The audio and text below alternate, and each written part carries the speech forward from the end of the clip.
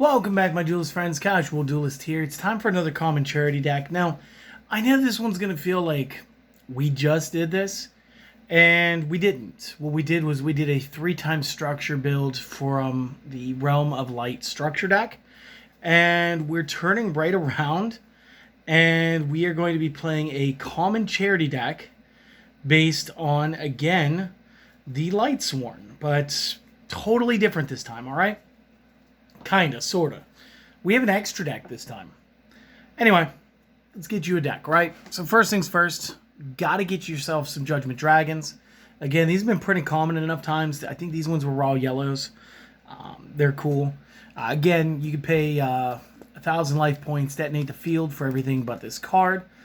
Mill 4 during the end phases, and must have at least 4 different Lightsworn names in the graveyard to summon from the hand.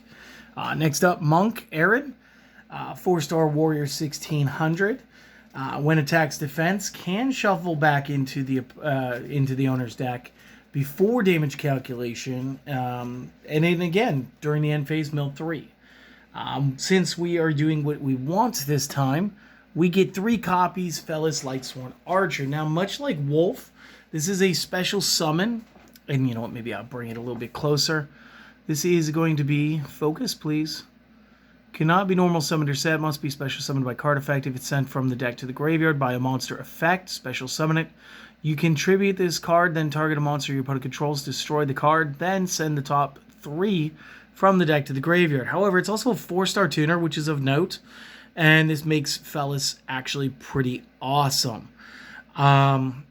So it's not until you tribute the card to destroy a card that you get the mill, but it has to be a monster effect milling. So the Foolish Burial, not going to work here, but we'll still probably carry it for Wolf. 1 Gareth, because that's still just a good play to get the draws. 1 Jane, because the power up during the damage step when facing a monster is too good to pass up. And again, that's a mill 2 during the end. Lumina at 3, because the summoner is so good. It's so easy to build boards and build for links and sinks and exes and doing all the things, really. Again, mills 3 during the end phase and costs you a discard of a card to target a Fallen Lightsworn level 4 or lower to bring back. We're still going to double up on Lila, even though the back row isn't a huge necessity, especially in speed, or not speed duel, but common charity. And but it's still good to know that the option's there, plus different name. This one snuck out of his section where he was supposed to be. He's supposed to be with the tech monsters, but we'll talk about him. It's Plague Spreader Zombie. I like to run a single of him.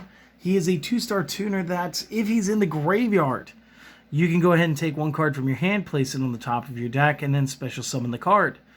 Banish it when it leaves the field after you do that. This is really good for like stacking Wolf or stacking Fellis when you know that you have like Raiden in hand or something, so that you can go ahead and mill the cards on purpose and get the summon. And then of course we're going to talk about Raiden because he's another 4-star tuner. And again, like I said, he can send the top 2 cards of your deck once per turn. And it's once per turn, not per Raiden, but once per turn in general for all Raiden. And if he does mill a Lightsworn or more cards, he'll gain 200 attack for the round. Mills 2 during the end phase. Last of the Lightsworn monsters, we are playing 3 copies Wolf because he's just so good.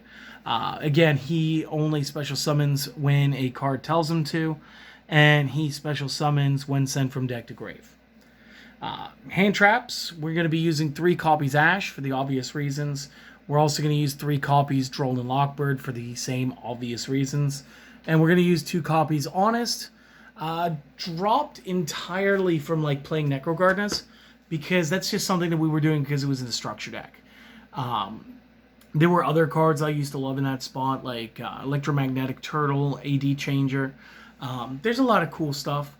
Honest still puts in a decent day's work, helps any of these survive any attack, which is pretty good. And then all we've got left for you is some spells. So first spell, we got a single Called by the Grave. Pretty simple. You just want to like skirt your way out of a hand trap if possible. 3 charge lets you search just about everybody in the deck but JD. Foolish Burial lets you basically just summon out the wolf when you want, or get that last name for JD. 1 gold Sark, just so that you can suspend Judgment Dragon for 2 turns. In a banish, do you banish him face up or face down?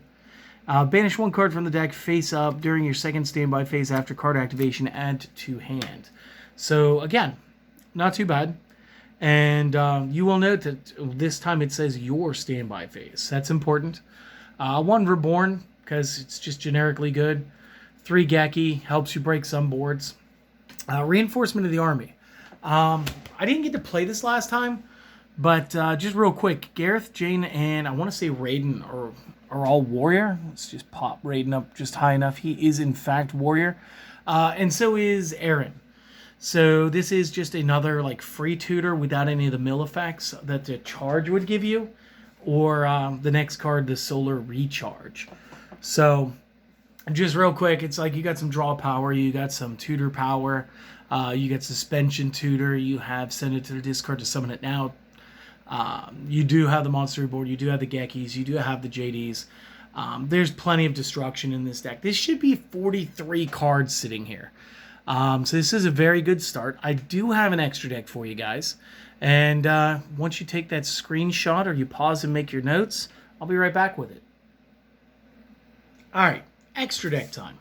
So with the tuners, we got a bunch of cool levels that we can make. Technically, you can make, and I want to say it went as low as 4 through like upwards of 8s and 10s. Cards that I had that I could play. I have 1 copy, Allied Justice Cataster. For those of you who don't know this guy by now, he's been messing things up for people since like Edison format.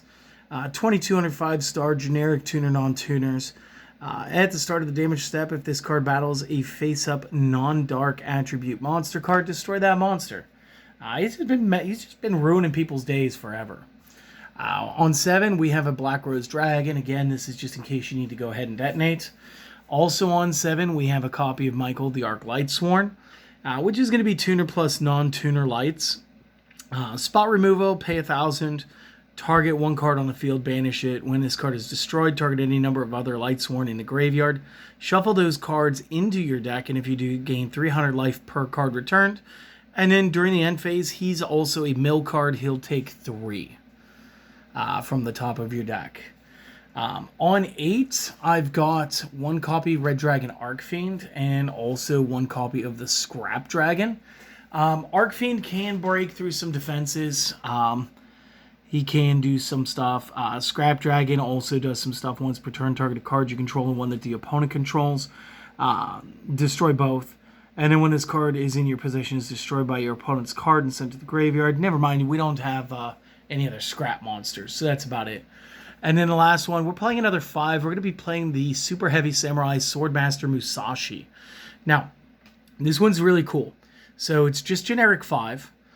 When it's a synchro summoned, you can target a machine in the graveyard and add it to your hand. Also, if you have a spell trap monster, if you have a spell trap in the graveyard, you cannot normal or special summon or a monster with its name for the rest of this turn. Whatever, doesn't matter. That's not why we play this, although that would be kind of cool. We play this because this can attack while in face-up defense position, and if it does, it applies its defensive value. This is just one of those weird moments where like you can attack from defense, and he's generically okay. He's not winning you games, but he's so different, he's going to make your opponent kind of look at him weird. Next up, we're going to go to Xyz. First one of those we're going to be playing is Dante, Traveler of the Burning Abyss. Any 2 3s, this is a quick play up from Luminous. Once per turn, detach material from this. Choose a number 1 to 3. Send that many from the top of the deck to the graveyard. Until the end of this turn, gain 500 per card sent. So this can jump from 1,000 to 2,500. If this card attacks, it is changed to defense mode at the end of the battle phase. If this card is sent to the graveyard, you can target a Burning Abyss in the graveyard, accept this to add to your hand. Doesn't matter. We're going to mill 3. And then we're going to attack at 25, and it's going to go put itself back in defense at 25.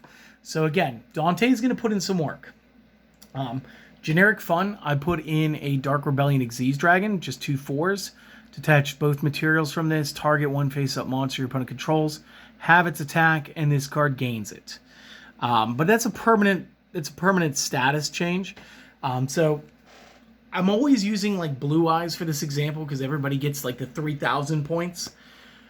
That would be making this Rebellion Dragon a permanent 4K because you took the 15 off the Blue Eyes. And that's why that's fun. Utopia, number 39. This is pretty basic. A lot of people think that this is going to be an uninspired move, but because of the Battle of Legends Collection 1, we can also play it into S39 Utopia, the Lightning. So the way that this works is any 2 4s become Utopia, then this can be placed on any rank 4 Utopia, transferring all materials to this card as well. This one cannot be used as material for an Xyz summon. If this card battles, the opponent cannot activate cards or effects until the end of the damage step. So we get a little Ancient Gear type effect. And then once per chain during the damage calculation, if this card battles an opponent's monster while it has a Utopia Xyz monster as material, quick effect, detach 2 materials from this card. The attack becomes 5k during the damage calculation only. So what we're saying here is, with Utopia the Lightning, you will be able to like Ancient Gear your way through and punch for the 5k. It does, I do believe, has to battle a monster to do that. But like I said, like that's pretty awesome. It helps you get rid of something and offload them. Going to links, we're going to be playing Borload, sorry. Again, he's just kind of, he's a little more old school at this point. He's not super great, but he's not bad. We're going to be playing the new card from Infinite Forbidden, the Cosmic Tree Ermstill. So this is a Link 5. It's going to take 3 or more effect monsters. So you can only control one of these at a time. Each time the opponent special summons a monster or monsters face up during the main phase, you get to gain life equal to their attack values. Once per turn as a quick effect, you may pay life in multiples of 1,000 to a max of 3 to gain that much attack. So this guy can definitely get up to 5k, which definitely makes him cool. We are going to play base Decode Talker. It is 2+ effects. You guys should know this guy by now too. Again, feels uninspired. It's kind of generic. It's good. We are going to use a Gravity Controller. So to use this, we need any one non-link monster in an extra monster zone. So again, like any Synchro or Xyz monster that we've used up could totally become this.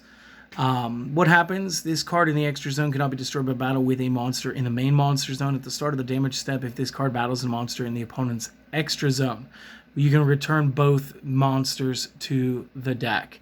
So what that means is he's essentially like Super Grand Mole.